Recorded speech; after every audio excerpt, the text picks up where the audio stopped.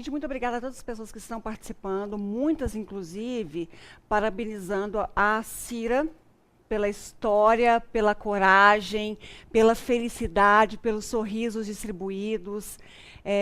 Obrigada a Júnia, Gilmar, Nayara, Maria de Fátima, Rose, Patrícia, outras pessoas que não estão com o nome aqui, a Flaviana, Miriam, enfim, a todos vocês, muito obrigada pela participação no nosso programa Espaço Feminino. Essas pessoas estão participando pelo WhatsApp, daqui a pouco eu falo as pessoas que estão participando também pelo telefone e pela internet. Lembrando que os sorteios acontecem por esses 3 canais, tanto pela internet, quanto pelo nosso WhatsApp, também pelo nosso telefone. Os canais de comunicação estão abertos para vocês participarem quantas vezes quiserem e à vontade também para enviarem as suas perguntas.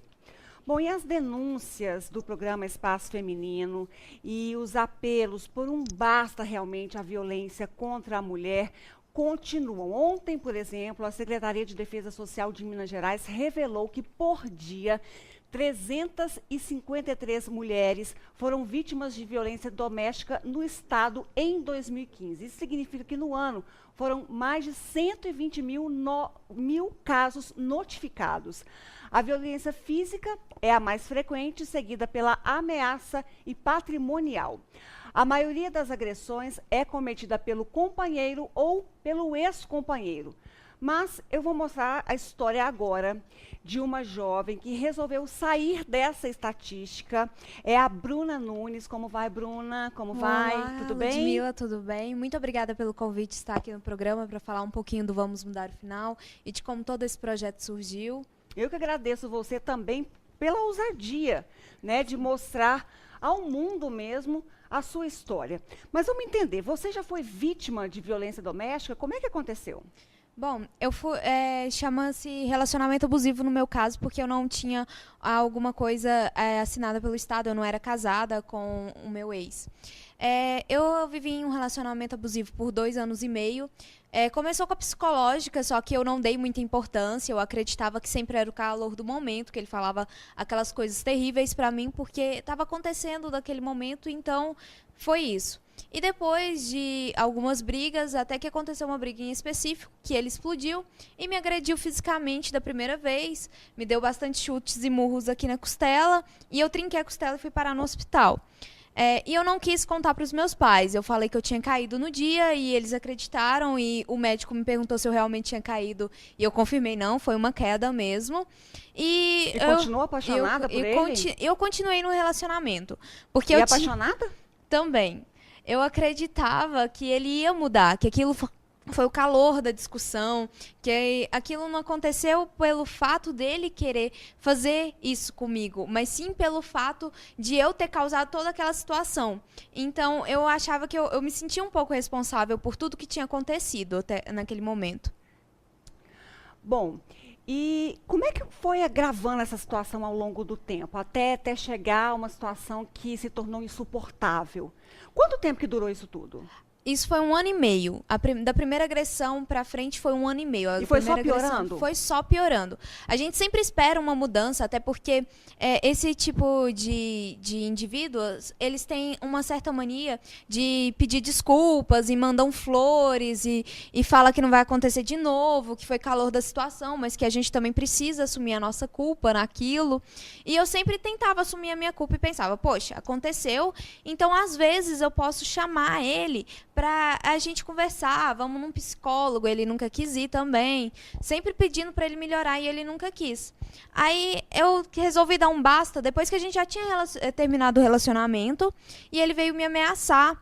Depois de 1 ano, era dia 25... Peraí, mas como é que você deu um basta nisso? Como é que você me disse que você estava apaixonada? Sim. Você conheceu ele...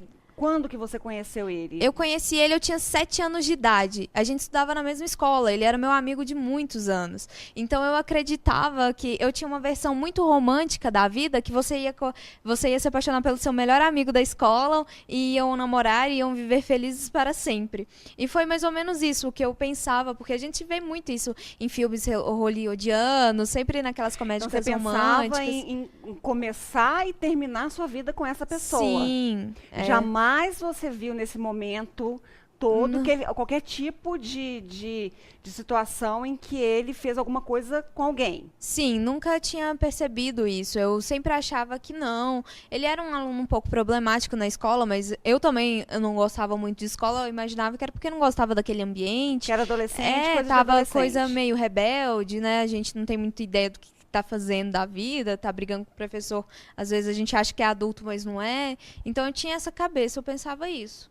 E aí, quando que você percebeu, então, que esse amor não era amor mais, era, né, algo muito além disso, e aí você parou para pensar, puxa, estou sofrendo Sim. tanto, vale a pena sofrer tudo isso? Foi quando eu decidi fazer jornalismo, quando eu quis estudar. Ele foi super contra, falou que eu ia para a faculdade para trair ele, que eu ia arrumar era homem, que eu não estava indo para estudar. E eu fiquei muito frustrada na época. Mesmo assim, eu continuei na faculdade, porque querendo ou não era o meu futuro, e eu queria muito fazer jornalismo. E na primeira prova que eu tive, ele foi me buscar na faculdade, eu não estava, eu já tinha voltado para casa, porque eu fiz a prova e voltei para casa. Ele foi para a porta da minha casa e fez um escândalo, e me bateu, e meus pais viram. E aí eu comecei a colocar na balança, porque minha mãe começou a me fazer perguntas que eu mesma não fazia. Minha mãe começou a perguntar, nossa, Bruna, mas como você vai levar isso para frente? Você acha que vocês dois casar, o que vai acontecer? As coisas só vão piorando, desde quando isso está acontecendo? E aí eu comecei a contar para minha mãe tudo que estava acontecendo. A sua mãe então começou a perceber que tinha algo errado. Sim, minha mãe começou a perceber. E aí eu comecei a contar. E aí minha mãe pegou, na mesma hora chamou meu pai e contou no dia que eles viram a agressão. O que a sua mãe viu? Qual foi o primeiro sinal que até então você com medo? Porque isso pode acontecer com outros adolescentes, outros jovens em casa com medo de compartilhar com os pais a sua história, acabam escondendo, né? Sim, que foi velando o que eu fiz. essa história calados, com medo de retaliação da família e com medo de destruir um amor, né, que pode aí durar para a vida inteira. Então, o que foi o primeiro? O que sua mãe notou? Primeiro, tinha de errado? Eu chorava muito por qualquer coisa. Se falasse qualquer coisa comigo, eu já ficava meio tristonha, encostava para um canto e chorava. Eu estava muito amuada também. Eu cortei todos os meus amigos. Eu não tinha o hábito que as minhas amigas iam para casa pelo menos 2, 3 vezes por mês pra gente fazer festa lá em casa. Eu cortei de vez, falei que não ia fazer mais. Eu parei de sair, eu parei de querer fazer as coisas e viver em função daquele relacionamento, como se nada existisse além daquele relacionamento. Entendi. Como se meu mundo tivesse fechado aquilo. Aí sua mãe foi te perguntar o que estava acontecendo. Aí minha mãe começou a me perguntar. Aí você abriu o jogo logo de cara? Eu comecei contando o que estava acontecendo. Aí quando eles viram a agressão, aí não tinha mais jeito. Como assim? Eles presenciaram uma agressão? Presenciaram. Foi no dia que eu fiz a prova e minha mãe chegou lá da de faculdade. Isso, e eu voltei mais cedo. Ele foi pra porta da minha casa, fez escândalo. Minha mãe mandou ele ir embora. Ele foi, depois ele voltou com o carro cantando pneu e me ligava. E eu chorando no telefone, querendo sair lá de fora, e mandando eu sair. Aí eu saí lá pra fora. Aí ele começou a brigar comigo até que ele me deu um tapa na cara. E minha mãe viu. E minha mãe voltou pra dentro muito enfurecida e contou pro meu pai. E aí foi um auê na porta da minha casa. Foi terrível. Foi a pior lembrança que eu tenho na minha vida. E nesse momento vocês acionaram a polícia ou não? Não, eu não quis. Eu imaginava que se eu terminasse o relacionamento, acabaria ali, morreu o assunto. E meu pai chamou o pai dele também pra conversar. E falou tudo que estava acontecendo. Você tinha quantos anos na época? Eu tava com 18. E ele? Também 18. 18. Aí a gente terminou, eu tinha acabado de fazer aniversário, nós dois tínhamos acabado de fazer, a gente fazia pertinho, 18 para 19 anos. E aí o meu pai chamou o pai dele, contou tudo o que estava acontecendo. Aí o pai dele falou que já estava desconfiado de que estava acontecendo, porque direto a gente estava brigando e eu sempre estava chorando, eu sempre saía da casa dele muito desnorteada. E meu pai falou pro pai dele que era na polícia, porque tinha amigos capitães e muito amigo do pessoal da Polícia Civil. Aí o pai dele pediu pra não ir. Aí meu pai me chamou pra conversar e falou que quem ia decidir era eu. Aí eu peguei assim, olha, eu não quero ir. Eu não acho que não quero, a gente vai terminar, acabou. Não vai fazer mais nada. Eu acho que se acabar o relacionamento, acabou. E não foi assim. Não foi assim. Aí não foi o ponto final? Não foi o meu ponto final. E o que aconteceu? Ele voltou a te procurar e a insistir? Fez algum outro ato de violência contra você? Não, ele fez, que é ameaça, né? Ameaça é um ato de... É um ato de violência. E não só me ameaçou, ele ameaçou um afilhado meu de 3 anos. E aí eu fiquei desnorteada. E pra mim... Mas ele ameaçou como? Ele me ligou no Natal de 2014... Aí no Natal de 2014 eu tava em casa, tava até arrumando comida pra mim e pros meus pais, e aí ele me ligou e falando assim, uma pessoa chegou em mim e falou que você seguiu sua vida e que você tá com outra pessoa. Eu falei, verdade. Aí ele pegou e falou assim, isso é um absurdo, isso não é atitude de mulher direita, não. Você feriu a minha honra e da minha família e isso eu não aceito. E falou muito sobre, e me ameaçou. E aí ele falou a seguinte frase, se você acha que eu preciso fazer alguma coisa contra você para te ferir, eu não preciso. Eu posso ir atrás dos seus pais, do seu afilhado. E aí eu fiquei muito desnorteada, e eu chorava e gritava e falava, pelo amor de Deus, não faz isso comigo não, não mexe com isso não, vamos acabar, você seguiu sua vida, eu tô seguindo a minha, vamos ficar na boa. E aí eu comecei a chorar, chorar, chorar, e ele falava, você tem 3 minutos pra sair pra fora da sua casa, porque se você não sair, eu vou entrar aí dentro e você vai ver como é que o negócio vai ficar feio, porque aí eu quero ver seu pai me enfrentar e não sei o quê. Aí minha mãe viu essa situação. Aí eu tava chorando muito e minha mãe só perguntou, E ele já tinha histórico de violência? Já. E alguma vez você viu ele armado? Você tinha medo de chegar a esse ponto assim? Tinha medo, eu sempre... porque a gente tem uma tendência a imaginar o pior, né? Então eu pensava que no momento que eu tomasse uma atitude, ele ia fazer o pior comigo. Eu já tava meio que aguardando esse pior. Mas ele nunca fez nada além como se fosse pouco, mas ele nunca passou dos limites de me agredir depois que a gente terminou. Ele me ameaçou, mas depois disso ele nunca mais foi ao meu encontro e também depois da medida protetiva sumiu, nem tenho mais notícias. Então quer dizer que depois disso você foi à delegacia? Fui à delegacia. Depois dessa ameaça, no dia do Natal mesmo você foi à delegacia? Como é que foi? Aí eu fui à delegacia militar, a polícia militar. A polícia militar. Aí a polícia fazer o boletim de ocorrência. Sim, aí você faz primeiro um boletim de ocorrência e eu relatei tudo que estava acontecendo. Eu tive sorte no dia que era uma policial mulher, então eu me senti mais à vontade para registrar o boletim. Falei tudo que tinha acontecido. E aí ela pegou e falou assim, olha, tem acontecido na cidade muitos casos de meninas que estão sendo assassinadas pelos ex. Isso geralmente aumenta, dá coragem para outros. O senhor fica com um boletim de ocorrência, qualquer coisa ligar pra gente, porque só voltava à delegacia no dia 28, porque estava no final de semana e tinha todo aquele feriado prolongado. Aí eu fui dia 28, eles marcaram meu depoimento pro dia 6 de janeiro. Até então você estava vivendo em uma pressão e com medo o tempo todo? Sim, meu pai e minha mãe não me deixavam sair sozinhos, eu tinha que ir com eles para o trabalho, tinha que voltar para casa, sempre junto com eles, eu não podia fazer nada, então eu vivi numa prisão domiciliar, mas também foi por segurança, acho que não foi errado deles. Foi um cuidado excessivo necessário? Sim, foi necessário. Bom, e depois disso tudo, depois de você ter ido à delegacia, denunciado, ter ganho da justiça essa medida protetiva para ele, né, se manter afastado de você, alguma vez ele descumpriu essa medida judicial? Não, nunca descumpriu. Você nunca mais viu? Não, nunca mais vi. De vez em quando eu encontro com ele na rua, porque ele mora perto da minha casa, os pais dele moram, aí acaba que a gente acaba se cruzando, mas cada um pro seu lado, ele não faz nada. E aí, a partir da sua história, como é que você decidiu ajudar outras tantas mulheres? Eu abri, inclusive, né, a nossa conversa mostrando essa estatística que é absurda. Inclusive, o número de subnotificações é muito grande. Sim. Há uma pesquisa que fala que apenas 7,5% das mulheres vão à delegacia denunciar casos de violência. Então, a maioria sofre realmente calada, fica em casa sozinha, com medo por várias circunstâncias e com medo de outras tantas. Então, como é que você decidiu realmente, por que você decidiu abrir o jogo e contar a sua história para todo mundo? Bom, primeiro eu não estava conseguindo melhorar. Eu estava triste, e eu fui na psicóloga, e aí que eu piorei mesmo. Piorou? Piorei. Porque em uma consulta da psicóloga, ela virou pra mim e falou assim, também você sofreu violência sexual. Aí pra mim foi complicado ouvir isso, é meio ruim você descobrir que estupro não é só de pessoas estranhas, às vezes acontece do seu parceiro fazer isso com você e você nem tá sabendo. Então você não tinha noção que não, você tinha... Não tinha. Então você teve relação sexual sem o seu consentimento? Sem, quando eu falava, eu não quero, e aí ele fazia de tudo até ele conseguir o que ele queria, e aí isso pra mim foi pra acabar, eu fiquei muito ruim, e aí eu fui procurar em Patos grupos de ajuda.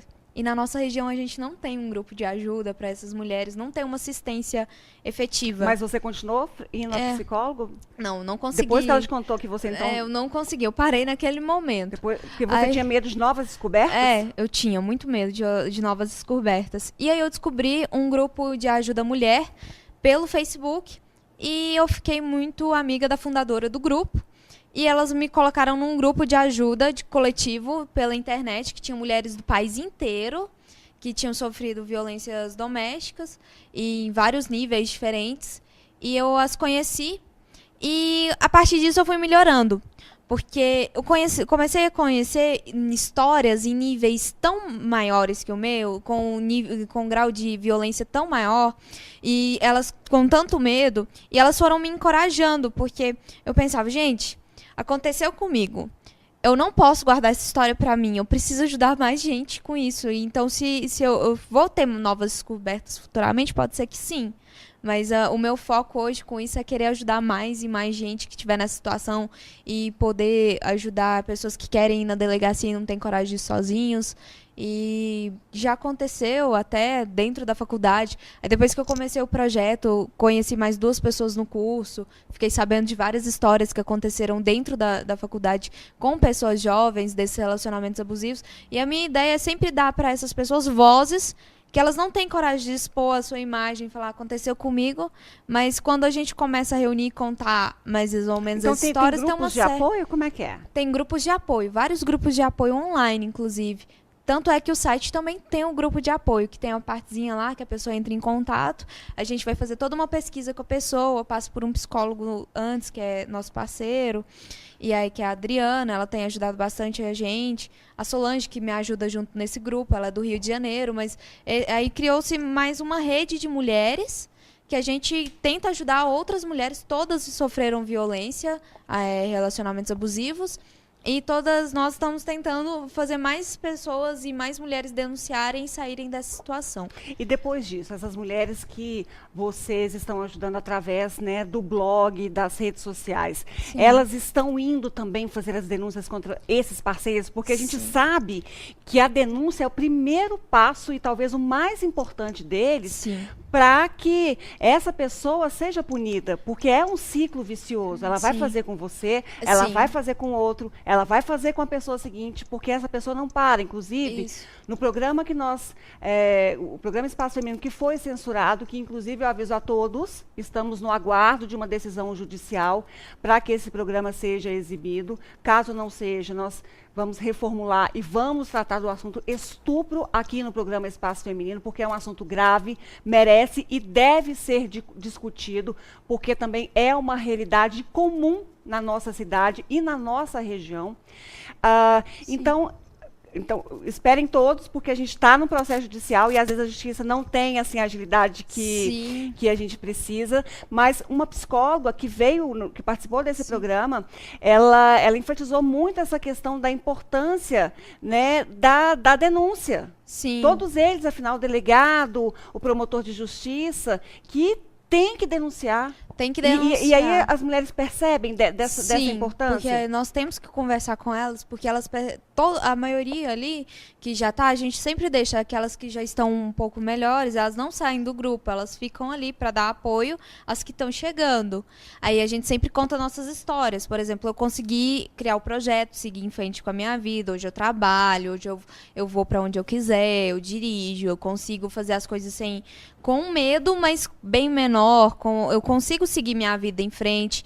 Nós temos um caso que foi violência sexual pelo marido e ela conseguiu montar uma agência de publicidade super bem sucedida em São Paulo. Nós temos um caso do Rio de Janeiro também, que são mulheres super bem sucedidas que passaram por isso e não deixaram se abalar. E essa é a mensagem que a gente quer passar. Você pode mudar o seu final. Você nunca vai esquecer o que aconteceu. Inclusive é o nome do blog, né? É o nome do blog. Vamos mudar o final. Até estampado aí na camiseta. E é por isso que chama Vamos Mudar o Final. Porque nós não vamos poder nunca mudar o fato que aconteceu com ela. Mas a gente pode mudar o que vai acontecer daqui pra frente. E sair dessa história. Sim, sair da estatística. Buscar uma ajuda. Sim. se identificar com a história de outras mulheres que passaram pela sim, mesma situação, não se sentir sozinha, né, diante um mundo tão complicado, de sim, tanta covardia, de tanta crueldade, e ver que pessoas como você, né, como eu, como sim. a Bruna, como qualquer outra, pode ser vítima de violência. Pode. Pode ser pode ser vítima e às vezes ela nem sabe que tá naquele meio daquele relacionamento, porque também é uma teia até de manipulação, que a pessoa fica falando: "Ah, a culpa é sua, você tem parte nisso, você tem que assumir a sua parte de não ter dado certo". E às vezes isso acontece. E hoje você está com quantos anos? Hoje eu tô com 21. E aí você conseguiu assim ter um novo relacionamento? Você disse que tenta retomar a sua vida Sim. com medo, mas está tentando seguir, né? Já que você tinha 18 Sim. para 19. Então aí 2 anos depois, você já tem uma vida assim relativamente normal também com um parceiro ao lado?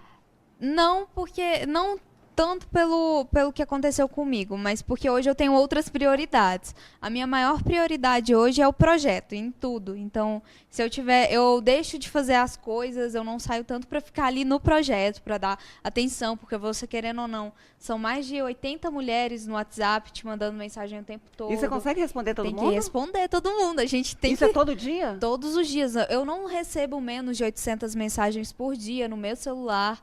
Então, eu sempre tenho que estar ali tentando mandar uma mensagem, tentando ajudar de alguma forma. Tem dias que aperta mais, mas hoje minha prioridade é o projeto e ajudar outras mulheres. Então, eu acredito que alguém, para entrar num relacionamento comigo, ele também tem que gostar muito do projeto e me apoiar bastante, porque isso aqui, para mim, é minha vida hoje. Poder ajudar o outro, para mim, hoje é a melhor mensagem que eu posso passar para alguém. E você tem um feedback dessas mulheres? Assim, você me Sim. contou de 2 histórias que elas conseguiram literalmente mudar o final. Sim. Mas você recebe tantas mensagens assim. A maioria consegue mudar o final ou está com dificuldade de mudar o curso da história? A maioria consegue, mas existem alguns casos, com exceções, que costumam voltar para os parceiros, porque algumas são casadas, têm filhos e começam a acreditar que às vezes ficar naquele relacionamento é melhor para a família. Tem aquela ideia muito patriarcal de que é família e acha que precisa disso. Algumas ainda voltam para os seus parceiros, que é bem triste, mas a maioria consegue mudar e é bem bacana. Teve um caso que foi Normalmente essas mulheres que voltam Sim. para o parceiro, elas voltam a relatar no grupo Sim. que sofreram novos tipos de Quando violência? elas voltam com os parceiros, a primeira coisa que acontece é elas saem do grupo. Elas saem do grupo, saem do Facebook, apaga todas aquelas postagens que elas fizeram referente à violência, como se aquilo nunca tivesse existido. E teve uma que voltou e depois de 6 meses voltou para o grupo porque não mudou. E não vai mudar. É uma triste realidade. Ele não vai mudar. Tem a promessa, mas a pessoa Não muda. sofre, inclusive nesse programa que a gente, né, está na luta para que seja exibido. E se ele não for exibido, a gente vai passar ele de alguma forma de um outro contexto aqui no espaço feminino. O que a psicóloga deixou muito claro aqui, a doutora Patrícia Paim deixou muito claro aqui, é que a pessoa que no caso, a gente estava tratando de estuprador, o estuprador, ele para ele tem algum distúrbio, ele tem uma doença, então ele psicose. ele não se satisfaz fazendo uma vítima. Sim, a mesma coisa Aquela acontece questão, também. é um ciclo vicioso ali. Sim. E muitas vezes é uma pessoa comum. Pode Sim. estar do nosso lado, a gente tem a menor ideia de que que é. às vezes você conhece por anos e você não tem ideia. Olha aí.